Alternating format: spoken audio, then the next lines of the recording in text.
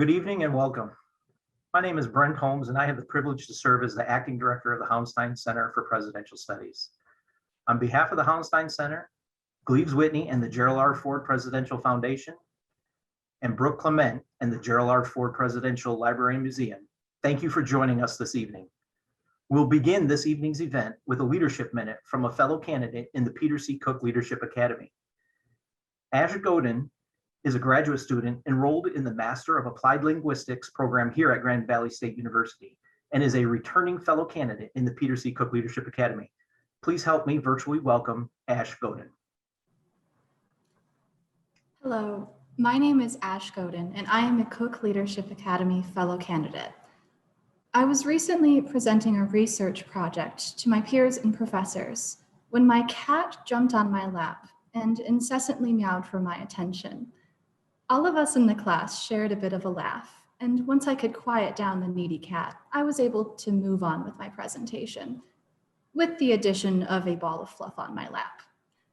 We've all heard many stories about Zoom call mishaps, and mine is thankfully a cute intermission instead of an embarrassing disaster.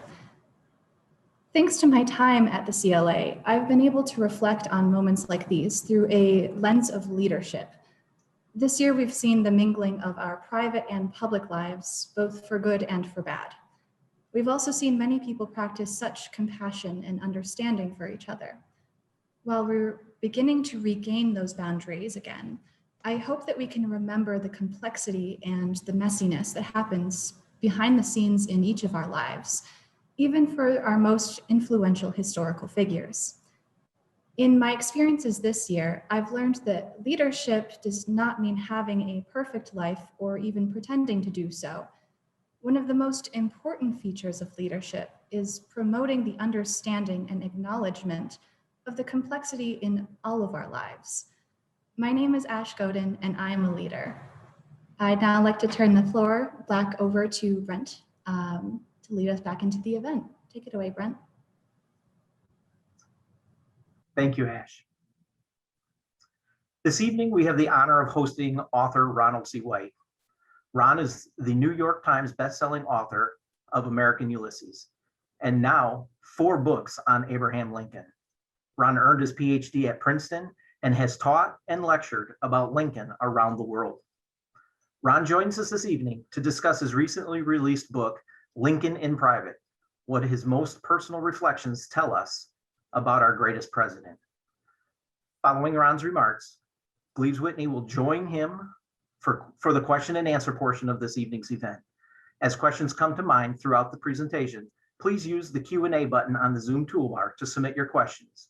Ron, thank you so much for joining us this evening. It is my pleasure. I believe it's the 4th time that I've been with you in this wonderful Center for Presidential Studies. I learn a great deal from the questions and the comments, and I'm sure I will this evening. So thank you for the invitation to be with you tonight. Abraham Lincoln said, "I never let one of those ideas escape me." It was the spring of 1863. The Union was not faring well in the Civil War. Union and Confederate forces fought, but civilians fought also on the home front. A group within the Democratic Party, the Peace Democrats, sometimes called Copperheads, were very critical of Lincoln. They were holding rallies to protest his handling of the war. They met in Albany, New York, and crafted what they called the Albany Resolves, 10 indictments of Lincoln, sent it to the White House, and asked for his response. Lincoln was sitting in his office writing his response when a congressman from Iowa entered the office. He watched Lincoln writing, and he said to him, "This is remarkable that you can simply write from scratch one of your eloquent letters." And Lincoln demurred. He said, "Oh, no." He pointed to an open drawer over to the side, and he said, "It's all in there. It's in disconnected thoughts. I never let one of those ideas escape me." Well, Lincoln did not want his best thoughts to escape him, but they've escaped us. We know a great deal about the public Lincoln, the Lincoln of the Gettysburg Address, the Lincoln of the Second Inaugural Address. But what I'm trying to do in this book now is to bring together these disconnected thoughts, what Lincoln called his best thoughts. How many are there? Well, Lincoln had a habit of writing little notes to himself. He never dated them, never titled them, and never signed them. We know they're Lincoln because of his distinctive handwriting. I contacted the new Lincoln Papers Project in Springfield, Illinois, and asked them, how many notes do you have, surviving notes? They said, well, we believe there's 111 of these notes. We have 110. They had digitized notes from many libraries around the country. And then fortunately for me, one of the notes is in a private library in Dallas, Texas, and it is chapter 3, which we will talk about tonight, a remarkable note on slavery. So how was I to choose out of 111? By the way, we publish all 111. This has never been done before, so you can see the range of Lincoln's thinking. There's one note from the 1830s. He was a young man, pretty hard to keep track of your notes when you're sleeping in the back of a store in New Salem or boarding with families for 3 or 4 weeks. There's 7 notes from the 1840s. He's still a peripatetic person, traveling here and there, even when he's living in Washington as a congressman. He's living in a boarding house, a one-bedroom boarding house. The notes really pick up that have survived in the 1850s and then again in the 1860s. Sometimes his secretaries, John Hay and John Nicolay, who found the notes after Lincoln's death, called them fragments. Why fragments? Because some of them are fragmentary.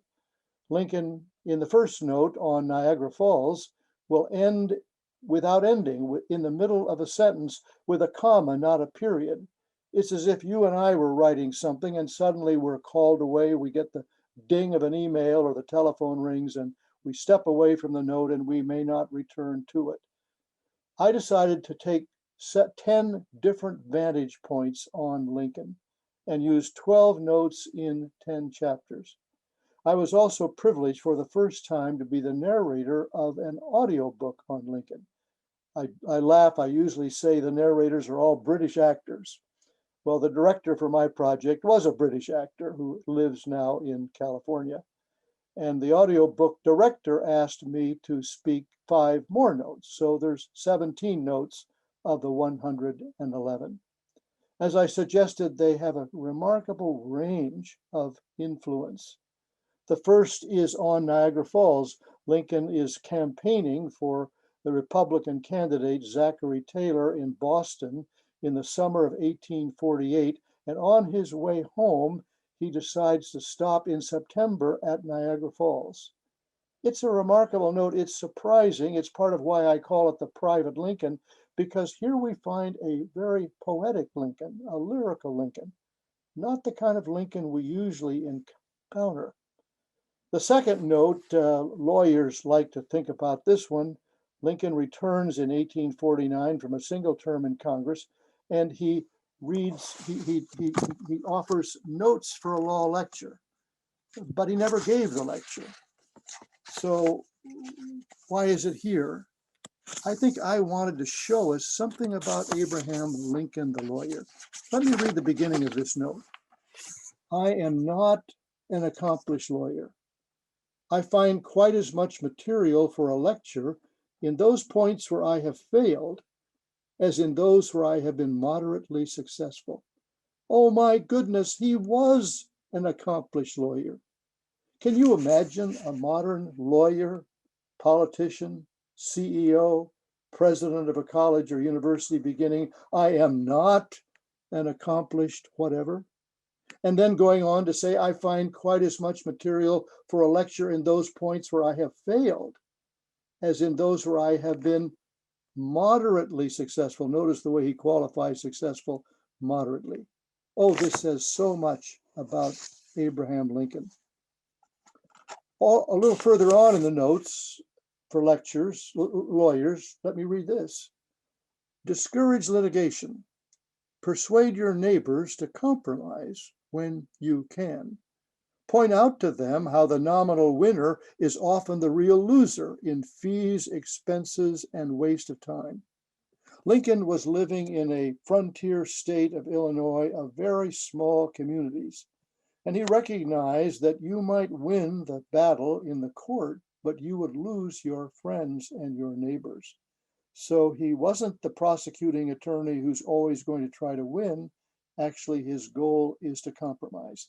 And then he offers this very profound sentence, I think. As a peacemaker, the lawyer has a superior opportunity of being a good man.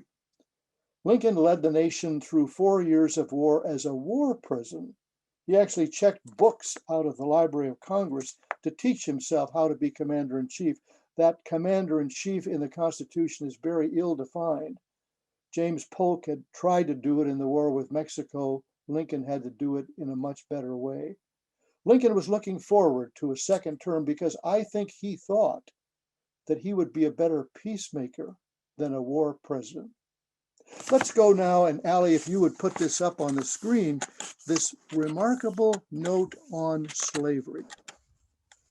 Lincoln returns home from a single term in Congress in 1849. He had taken a stand against President James Polk and America's war with Mexico. He dared to challenge Polk. He said, "Show me the spot on which the Mexicans invaded America." He was quite convinced it was the opposite, that American troops had invaded Mexico. Lincoln became famous, or probably infamous, for what was then called the spotty resolutions. And when he returned home, some of the people in Illinois said, "Well, thank you very much. We're not going to return you to office. How traitorous of you to challenge the President of the United States." After 5 years of practicing law, however, in 1854, the Kansas-Nebraska Act was passed. It was passed really through the leadership of Senator Stephen Douglas of Illinois. And the Kansas-Nebraska Act was based on the principle of what Douglas called popular sovereignty. Popular sovereignty. That meant that one could vote on whether Kansas or Nebraska, both territories, wanted slavery. Lincoln was aghast. You can vote on whether you're going to enslave human beings? So as he struggled to figure out how in the world he was going to combat that Kansas-Nebraska Act, he wrote a lot of notes to himself. I think this is the most fascinating one. This is the one held in the private library in Dallas, Texas. You can read it because the handwriting is so clear, but let me read it also. If A can prove, however conclusively, that he may of right enslave B, why may not B snatch the same argument and prove equally that he may enslave A? You say A is white and B is black. It is color, then, the lighter, having the right to enslave the darker. Take care. By this rule, you are to be a slave to the first man you meet with a fairer skin than your own. I can almost hear Lincoln, the prosecuting attorney, walking up and down the courtroom as he's challenging these three propositions. The second proposition: you do not mean color exactly. You mean whites are intellectually the superiors to blacks. That's what he was hearing. And therefore have the right to enslave them. Take care again. By this rule, you are to be slave to the first man you meet with an intellect superior to your own. But say you, it is a question of interest. And if you can make it your interest, you have the right to enslave another very well. And if he can make it his interest, he has the right to enslave you. Let's remind ourselves, Lincoln had but 1 year of formal education. Boys working on farms in Kentucky and Indiana only were afforded the opportunity for schooling in January and February when it was too cold to work with their fathers out on the farms. So we think that maybe 5 or possibly 6 January and Februarys, Lincoln went to school. But here's Lincoln's example and challenge to us. He was a lifelong learner. He didn't stop there. At age 23, he read the first and best grammar that he ever read. At age 40, while traveling the 8th Judicial Circuit, a circuit twice the size of Connecticut, he read Euclid. Why? To try to improve his logical thinking. So here is this remarkable fragment on slavery, very brief, but very telling. Let me read another one, which I think reveals something about Lincoln that we don't see in the public Lincoln. Growing up in Kentucky and Indiana, Lincoln was a part of what was then called the Second Great Awakening. It was a very vibrant time of the spread of Christianity, but a very emotional kind of Christianity. Lincoln's parents belonged to Baptist churches in both Kentucky and Indiana. As a young boy, Lincoln rebelled against this kind of emotionalism. He did not like it, and determined and became for the rest of his life a person who very much prized reason, rationality, thoughtfulness. So Lincoln seldom, if ever, talked about his feelings in public, but he does so in one of these notes. In 1855, Lincoln decided he would run for the United States Senate. People told him, well, you have a voice, but you'd have a bigger voice if you spoke from political office. Remember, in the 19th century, senators were elected by state legislatures. Lincoln led on the first 7 ballots. He was running as an anti-Nebraska candidate. He wanted to stop the spread of slavery into the new territories. But by the 7th ballot, his voting totals began to fall. And there was a great danger that another Republican might surpass him, one who did favor slavery extending into the territories. So Lincoln, against the advice of his advisors, withdrew from the contest so that a Democrat who actually was also anti-Nebraska could win, and he did, Lyman Trumbull, who ultimately would become a Republican. Well, publicly, Lincoln was very magnanimous. This is all right, I lost the election, but I'm okay. But in private, he said something quite different. For the real foe in all of this was Stephen Douglas. He was the one who was promoting this popular sovereignty, promoting the spread of slavery. So Lincoln writes this note to himself. He never thought we'd ever see it. 22 years ago, Douglas and I first became acquainted. We were both young then, he a trifle younger than I. Even then, we were both ambitious, I perhaps quite as much as he. Lincoln admits his ambition. With me, the race of ambition has been a failure, a flat failure. With him has been one of splendid success. With me, the race of ambition has been a failure, a flat failure. Lincoln would never have said that in public. He never talked about that in public. Within 4 years, less than 4 years, he would be elected President of the United States. But here in this brief note, he's feeling his deep sense of failure. This is why we need to see the private Lincoln behind the public Lincoln. Well, let's look at a couple of more. One that is, I think, really remarkable is perhaps the briefest one of all. It's quite famous. Mary Lincoln has suffered a bad press then and now. I'm more sympathetic to her. She lost one son, Eddie, at age 3.5 in 1850. She lost a second son, Willie, at age 11 in 1862. She was sitting, perhaps holding her husband's hand at Ford's Theater when he was assassinated. She would then lose a third son several years later, Tad. She lost 3 of her 4 children. In 1875, she had to sit in a courtroom when she was prosecuted, in part by her eldest son. The verdict, she needed to be placed in an insane asylum for women.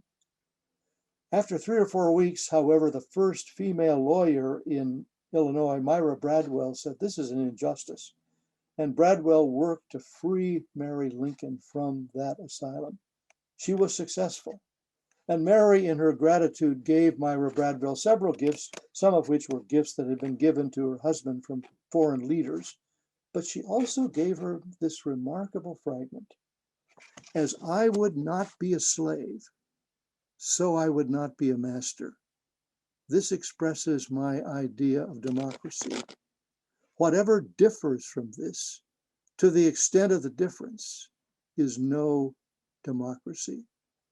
Now, we don't know the date of this. We dated 1858 because that's when we think it might have been written. We're not sure. But let me make a couple of comments about it. It's very brief and very telling. Early on, as Lincoln entered the political fray in 1854, he was concerned to show how awful slavery was for African Americans. But the more he thought about it, one of his telling points was slavery was also very bad for white persons. And that's part of the definition here, as I would not be a slave, so I would not be a master. There's another remarkable part of Lincoln's writing, his use of the negative. The world will little note, nor long remember what we say here, as he says in the Gettysburg Address. As I would not be a slave, so I would not be a master. This expresses my idea of democracy. Whoever differs from this to the extent of the difference is no democracy. I'd never quite thought about this before, the powerful use of the negative, not simply the positive, to make a definition. Well, let's take one more, and then we'll have our time for comments and questions. One of the riddles about Lincoln, and there's many riddles, was what was his religious faith? He never joined a church. Some have said, well, he quotes the Bible in the second inaugural address because that's what people did in the 19th century, just like they would quote Shakespeare. Don't make too much of it. When I first entered the field of trying to write about Lincoln, my academic colleagues said, don't get too excited about it. Everybody quotes the Bible in inaugural addresses. Well, actually, I discovered that's not true. In the previous 18 inaugural addresses, the Bible had been quoted just one time by John Quincy Adams, unless the Lord builds the house, those who build it labor in vain. In 1862, the North suffered yet another disastrous defeat. The defeat at Manassas, or Bull Run, it's named differently by North and South. Lincoln convened an emergency cabinet meeting. We're fortunate that three of his secretaries kept diaries. And in one of those diaries, his attorney general wrote, Lincoln said he was distraught with the bitterest of anguish. He almost felt like hanging himself. We think that afternoon he sat down. This is the first fragment I ever encountered. I traveled from my home in Southern California all the way to Brown University. John Hay found this document. Hay was a graduate of Brown University, and he placed it in the Brown University Library, now called the John Hay Library. And I held in my hand this little piece of blue-lined paper. They probably wouldn't let me hold it in my hand today, but back there and then I did. So if you would put this up on the screen, you can see it very clearly. I'll read it. You can read it also. The will of God prevails. In great contests, each party claims to act in accordance with the will of God. People were coming to Lincoln saying, God is on our side. He knew they were coming to Jefferson Davis and also saying, God is on our side. Both may be, and one must be wrong. God cannot be for and against the same thing at the same time. Do you hear the logical Lincoln in this writing? And then this profound sentence, in the present Civil War, it is quite possible that God's purpose is something different from the purpose of either party. And yet the human instrumentalities working just as they do are of the best adaptation to effect his purpose. I'm almost ready to say this is probably true, that God wills this contest and wills that it shall not end yet. By his mere quiet power, I think Lincoln was very tired of the noisy God he had met as a youth. So it's interesting how he talks of God's quiet power. On the minds of the now contestants, he could have either saved or destroyed the Union without a human contest. And having begun, he could give the final victory to either side any day. Yet the contest proceeds. Do you understand why Lincoln never would have made this public? What are you talking about? And having begun, he could give the victory final victory to either side any day. You're the commander in chief. You're supposed to be winning the victory for the Union side. He would not want to say the victory could go to either side, but that's what he says in this note. And if you decide to read the book, you will see when I get into this chapter, I will show how this is really the foundation of Lincoln's second inaugural address. And I use some charts to show the parallel wording. Here it's very philosophical, or I would actually call it very theological. In the second inaugural, he puts on flesh and blood on it, but you can see how the second inaugural grows 2.5 years later from this meditation on the divine will. By the way, Hay gave it the title Meditation on the Divine Will. Lincoln didn't title it, but Hay, who cherished this document, gave it that title. Well, in conclusion, I say in my epilogue that I love speaking to high school. I love speaking to high school students. I've had the privilege of speaking to high school students from Massachusetts to Hawaii, often to 11th graders. And when I talk about Lincoln's fragments or notes, I will then ask the high school students, how long do you think it took Lincoln to write these notes? And invariably, the answers will be 3 minutes, 4 minutes. I pause with a kind of wry smile and I say, what about 30 minutes or an hour or an hour and a half? I said, there's no shortcut to this kind of deep thinking. I know we're all addicted to our screens. I know we have so many distractions in our lives. But the challenge of Abraham Lincoln is to think deeply, to take the time to be quiet, to close the door, to shut down the screen, and to think deeply. That's the basis of these notes. The intellectual curiosity of Lincoln just shines through in each one of them.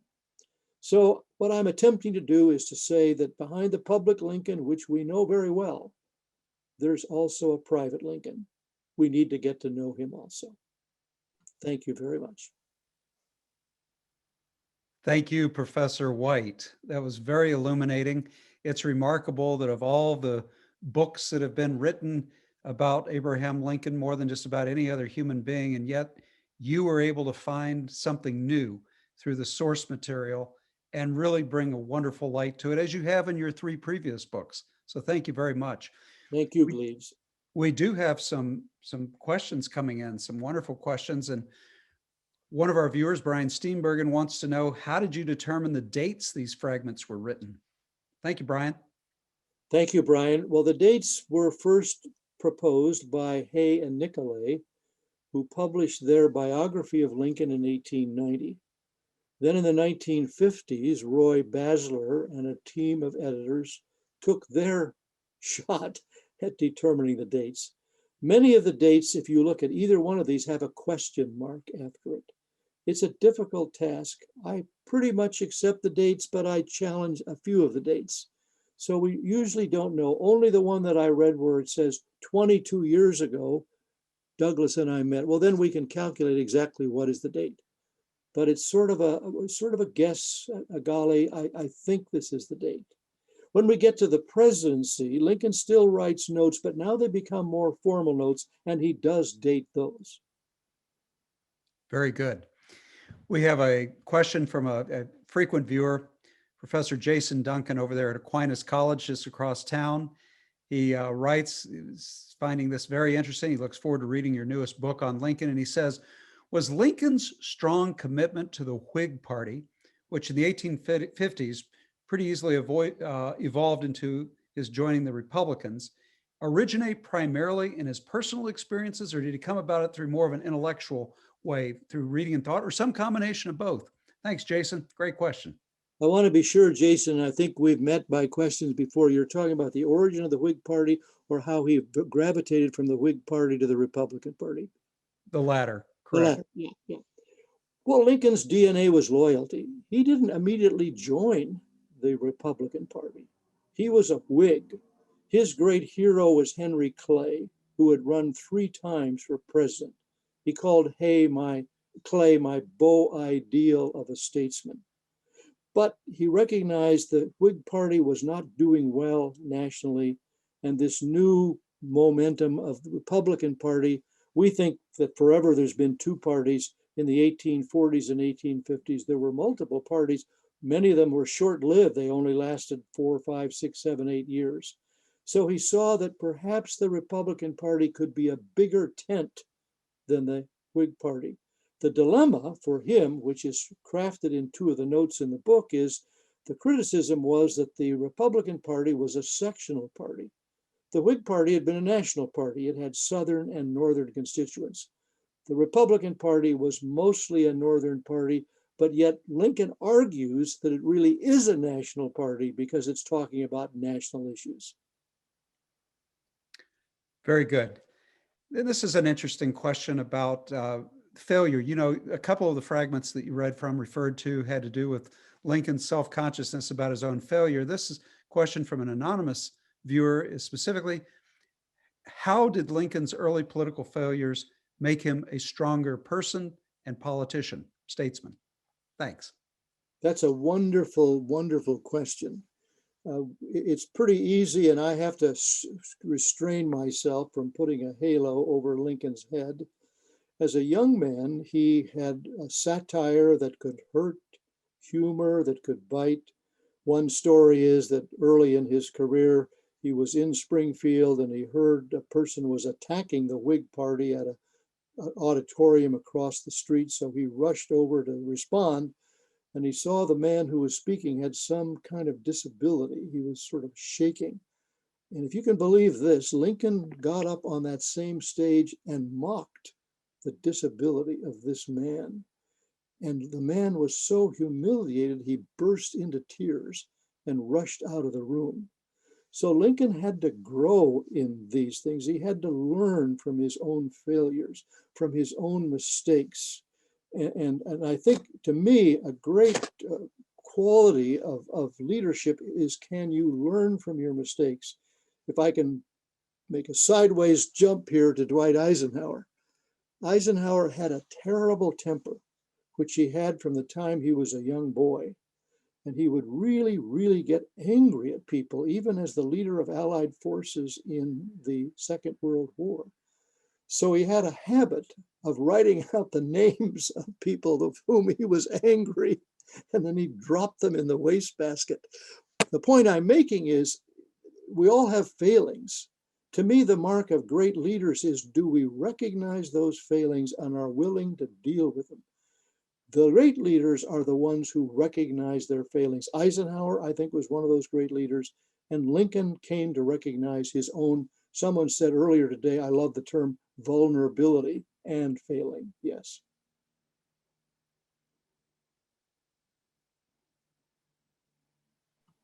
It looks as if the next question comes from somebody that you knew once upon a time. It's a joy to hear you again, this viewer says. A long time since we were at Princeton together. Did you come across any counterfeit writings falsely attributed to Lincoln? Oh, there's all kinds of them.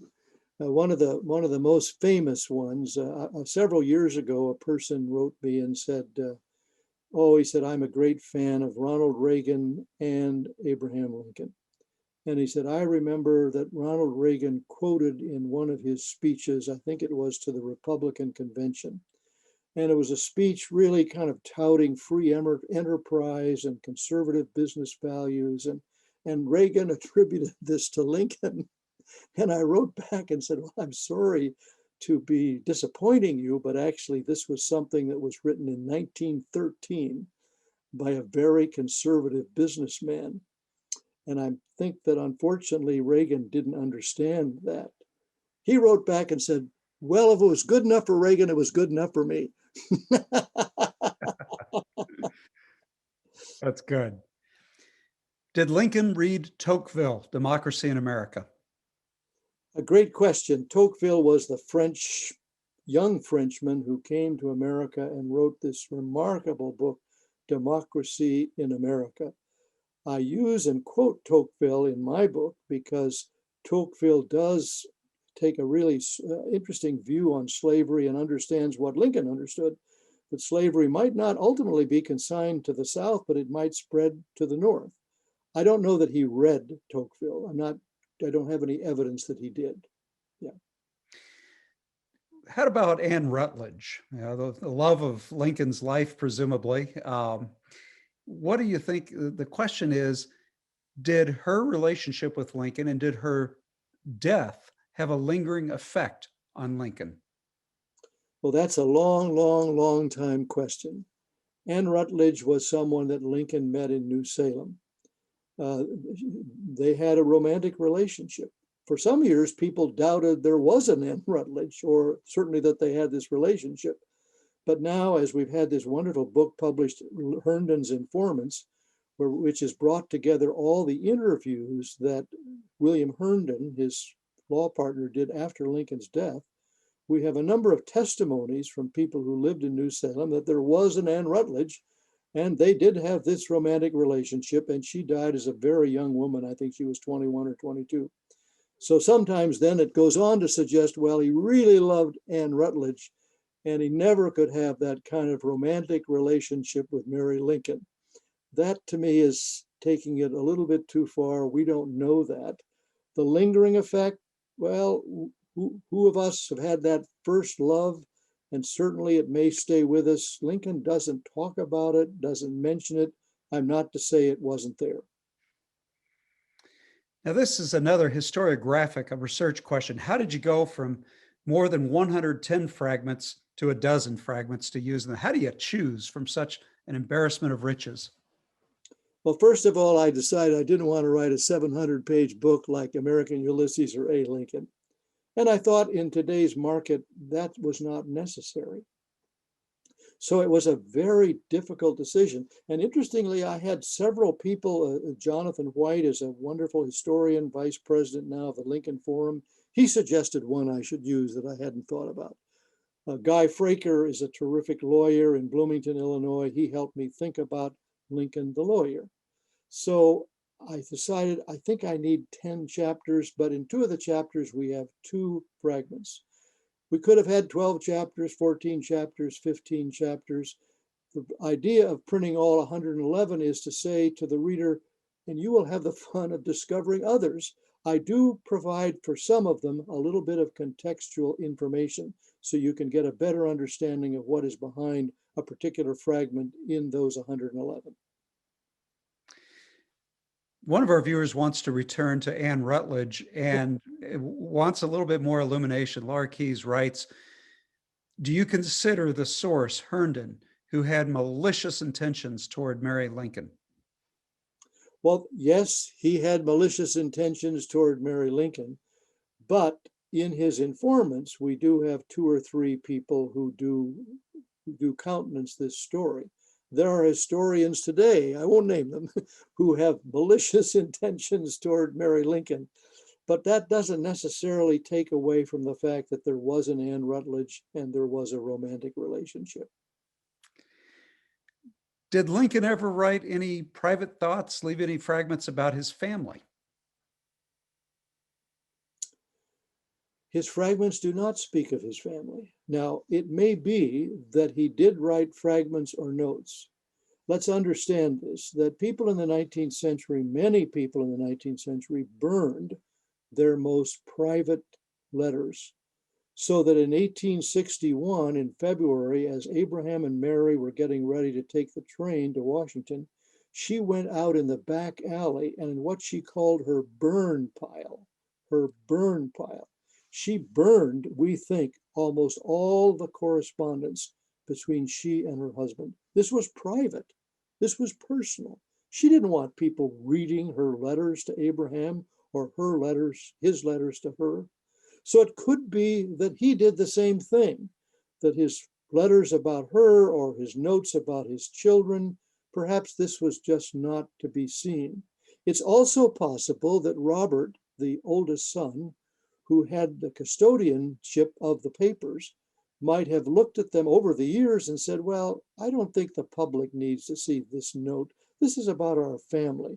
He very well may have weeded out some of these notes, and the ones that we have are basically more about political, social, religious issues. They're not mostly personal. Only that one really, where he talks about his failure, is depicting his feelings.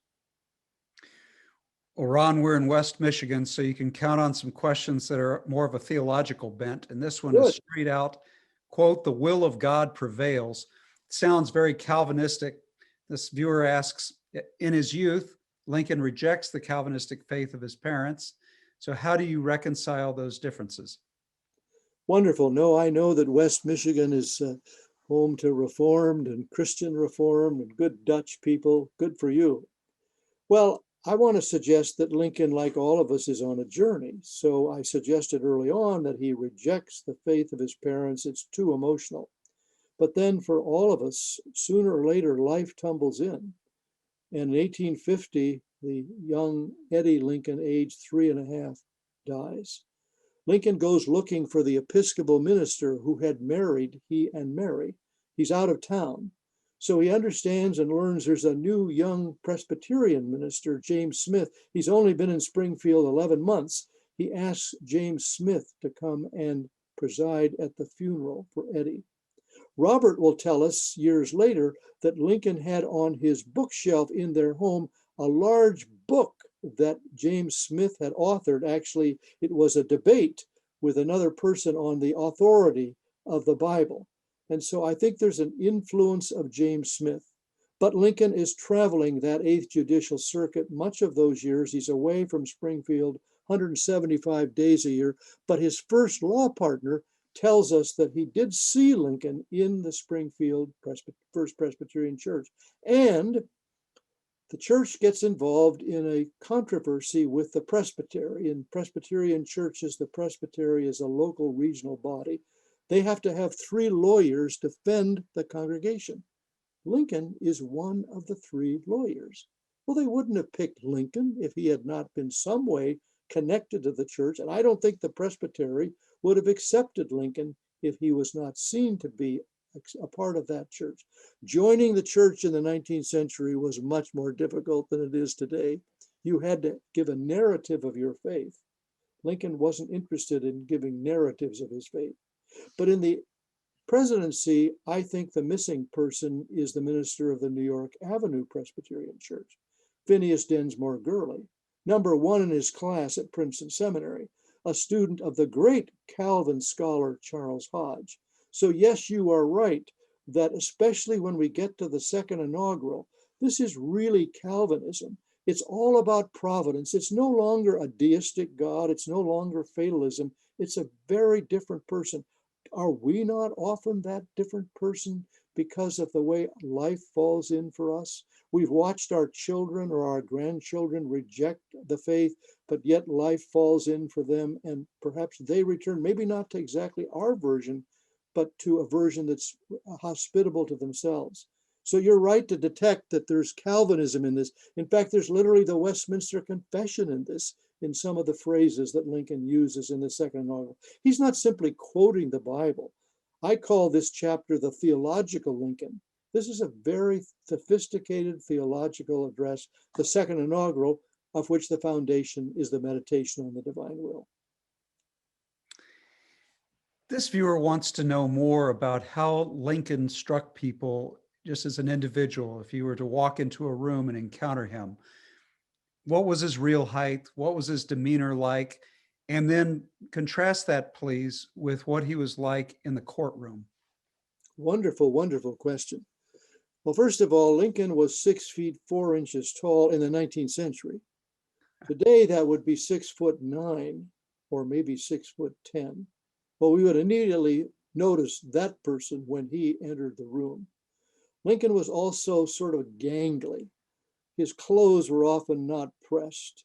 He had one particular sitting for a photographer, and the photographer said, "If I may, I would like to straighten up your hair before I take the photograph." And after the man did so, Lincoln said, "Well, if I may, I'd like to mess up my hair because that's who people think I am."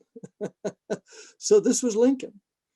He also spoke, this might surprise us, as this large man in a high tenor voice, an unusual voice perhaps for a male speaker, not a baritone voice or a bass voice. He would often kind of amble around the room when he gave the famous Cooper Union address in New York City to a sophisticated Eastern audience. people in the newspapers recorded the way that he would kind of sidle up and down and everything, but it became very spellbinding. They'd never seen anybody like this. They called him the stump speaker from the West. This was a way of speaking that used his whole body in speaking. So in a live audience, he was magnetic. Now, when you had to just read his speeches in a newspaper, you may not quite catch this. I have my own personal pet peeve. Have you ever been to a live political speech? You watch a speech on television and you're lucky if you get 60 seconds of whomever it is, the president of the United States. 60 seconds when the person gave a 35-minute address? Well, who chose the 60 seconds? So I think Lincoln was a remarkable speaker. This is the way he rose beyond his peers, not because of his education, not because of his military service, but he rose because he was the best speaker of his generation. Ron, that makes you, what you're saying makes me think about the fact that Lincoln overcame so many obstacles. I do wonder if it's more obstacles than any other president had to overcome when you think of the geographic isolation that he had to overcome, the lack of formal education, only 1 year of schooling, the depression, the melancholy that he felt, the lack of family connections to launch him in a political career, self-taught, you know. Can you think of another president who had to overcome more obstacles to rise to those heights and even end up in the Norton Anthology of English Literature with his prose? Believes, that's a remarkable comment. I've never quite thought about it that way, but I think there's no other president. You know, we think of George Washington, Thomas Jefferson, or Franklin Roosevelt, or Harry Truman, or Dwight Eisenhower. These are the ones that are rising to the top now, and these presidential historians, you know, Harry Truman might have been a haberdasher in Missouri, but he didn't have to overcome all these obstacles. Dwight Eisenhower had a fine education. He didn't have all these obstacles. Franklin Roosevelt was well-born. Teddy Roosevelt, who would be up there too, was well-born. No, none of them, I think, they had tragedies. I mean, in one day, Teddy Roosevelt lost both his wife and his mother within 4 hours of each other. But yet nothing, I think, compares to what Abraham Lincoln did. Thank you for that comment. Thank you. Go back to a question here. Now, Ron, you've already answered the question that the fragments did not address other family members per se. This is a little bit different twist. This is about the Lincoln household Black female servant there in Springfield. And are there any mentions, any details at all about the business arrangements, about the personal relationship between the two parties? And then the bigger question here that the viewer is writing is, did Lincoln muse or reflect on his own role in race relations in the United States? Well, he did. And there's a couple of books coming out in the next year by Michael Burlingame and by Jonathan White that are going to show us that Lincoln had far more visitors to the White House who were African American. He had far more relationships, interchanges with African Americans than we have often thought. We think of Elizabeth Keckley, who's in the Lincoln movie, but there were far more people that he was involved in. So the question behind the question really is one of the recent criticisms of Lincoln, not well founded, is that Lincoln didn't really care about African Americans, didn't really care about African American slaves, that the Emancipation Proclamation was basically a political or a military maneuver. That's simply not true. To me, one of the more powerful stories is after he issued the Emancipation Proclamation, 90% of the African Americans who served in the Union Army were from the South, and they were leaving the fields where they tilled to join the Union Army. So the governor of Kentucky was very upset about this, and he writes to Lincoln 3 times, and not satisfied with his response, he travels to Washington to encounter Lincoln in person. He brings with him a former United States senator, editor of one of the leading newspapers, and on a Saturday morning, they meet. Lincoln says to these 3 men, remember, not 3 men from Massachusetts, 3 men from Kentucky, I am naturally anti-slavery. If slavery is not wrong, nothing is wrong. I cannot remember when I did not so think and feel. Remember, I said he doesn't often speak of his feelings, not when I thought and feel. I think he felt this very, very deeply. Stephen Douglas understood this. He called Lincoln the Black Republican 39 times in the first two Lincoln-Douglas debates. Pretty powerful evidence. Okay. Now, when Lincoln is a boy, I believe he's 9 years old, wasn't he, when he moved from Kentucky across the Ohio River to Indiana? Yes. Or thereabouts. And that meant basically for the rest of his life until he went to Washington, he was in the Northwest, the old Northwest Territory. Yes. And the question, Ron, is, does Lincoln refer to the Northwest Ordinance? Does it shape his political philosophy, his lawyering? I'm thinking of Article 3, religion, morality, and knowledge being necessary to good government and the happiness of mankind. Schools and the means of education shall forever be encouraged.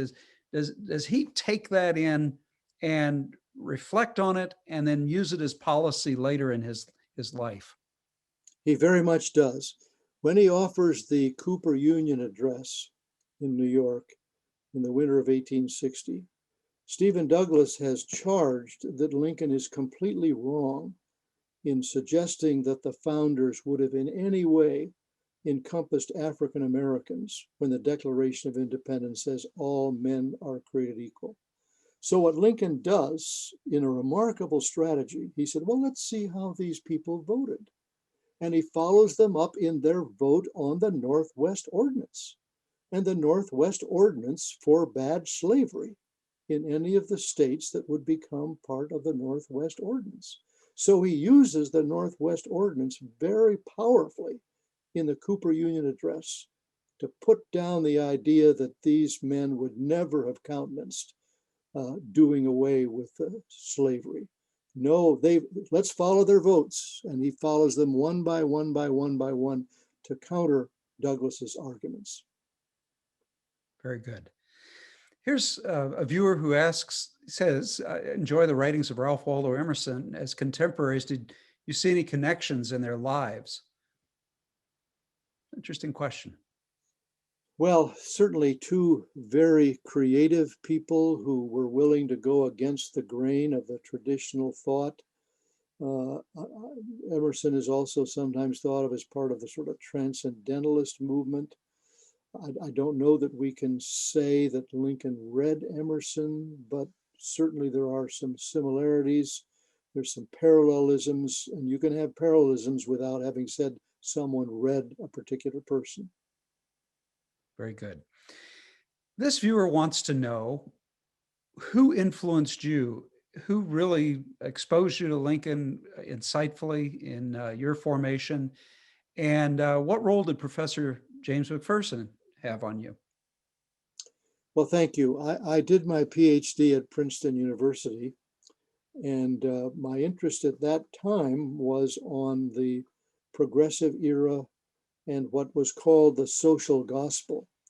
At that time, Professor McPherson had not yet written his Civil War books, but I took his seminars and he became one of my dissertation readers and advisors. And I wrote a PhD dissertation. I was kind of struck by the question in the 1950s and 60s as we saw the rise of Martin Luther King, what had happened before that? So I wanted to find out, was there any precedent before that? And I looked at what was called, you can get the title way back then, the social gospel and the Negro. Well, that was what people called it. And McPherson was a real guide for me. In the seminar, he was writing one of his best books, which is his least known book. He traces out the role of abolitionism after the Civil War. Well, then I put all of that aside. I was teaching in the history department years later at UCLA, and the Huntington Library put on what was then the largest exhibit ever offered on Abraham Lincoln.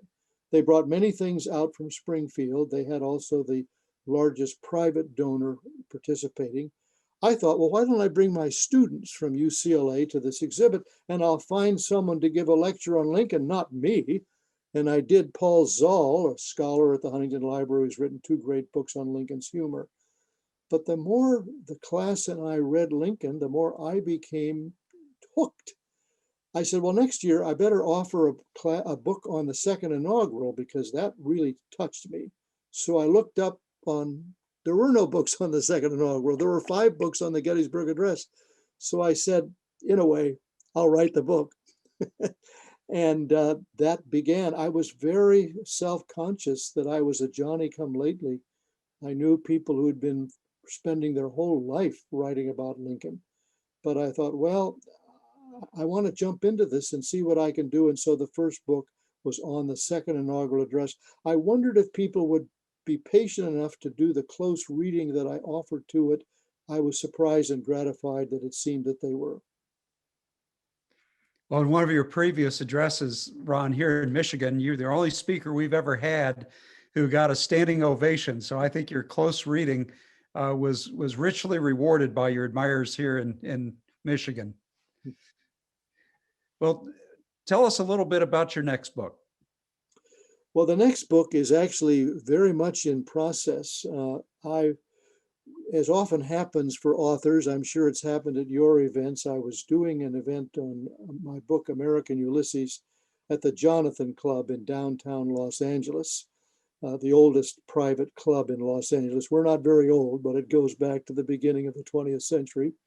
And a person shouted out, "What is your next book?" And I said, "Well, I'm not quite sure." I said, "Do you have any ideas?" He says, "Yeah." He said, "Joshua Lawrence Chamberlain." I said, "Really?" Well, I didn't know very much about Joshua Lawrence Chamberlain. I knew that he had been lifted up in the novel Killer Angels, that Ken Burns had made much of him, and that Jeff Daniels played him in the movie Gettysburg.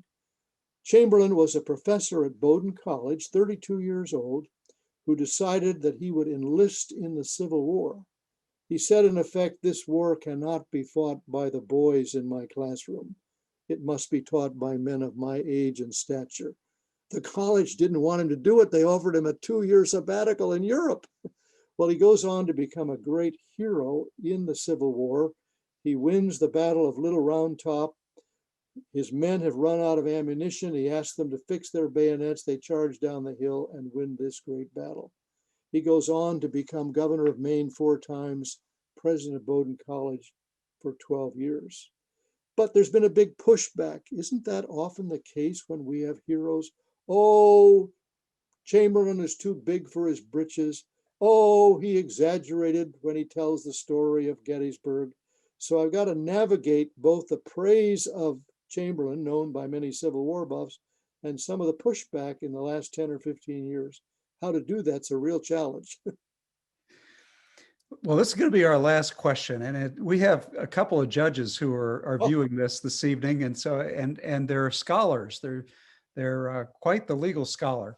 They've been part of the Western District Court Historical Society, and here in Grand Rapids, we've been meeting. And here's a question about if you found any private musings about Lincoln's appointment of Solomon Withy as the first U.S. federal district judge for the Western District here of Michigan, because Michigan was in play for the Democrats at that time in early 1863. So the appointment would have been really politically quite astute. Anything on that for our local judges? My goodness, I haven't read every single word of the 111 documents, and there's a lot of appointments in those presidential notes. I'm afraid I can't say I'm aware of that one, but that would be interesting to follow up. Yeah. Well, very good. Ron White, it's always a pleasure. Thank you so much for bringing your A game to our event. Hauenstein Center, the Ford Foundation, the Library and Museum. We always learn so much from you. You just have a genius for taking a subject, Abraham Lincoln, we all think we already know so much about, and bringing that subject alive for us. And Lincoln continues to live through your study of his words, his eloquence, and certainly now these fragments. Thank you so much. I'm going to pitch it back to Brent Holmes now. Take it away, Brent. I may just say Yep. a word, Leaves. I'd like to take you on the road with me. I so enjoy you. You and I've got a chemistry with each other. I love the way you ask questions and moderate. It's just terrific. My friendship with you is very, very special to me. Thank you so much, Ron. I feel the same way about you. That's awesome. Thank you, Ron and Gleaves, for such an engaging conversation. Ron, again, thank you for what you mentioned in the book as an over-the-shoulder look into some of Lincoln's personal thoughts, giving us a glimpse of the private side of our 16th president. After this webinar ends, a survey will pop open for this evening's event. Please take the time to share your feedback on this event and provide suggestions for future events. Don't forget to join us for the Midwest History Conference, the Midwest at the intersection of past and present, on May 26th and 27th. You can find more information and register for the conference on the Hauenstein Center website at www.gvsu.edu/HC. Again, thank you for joining us tonight and have a great evening.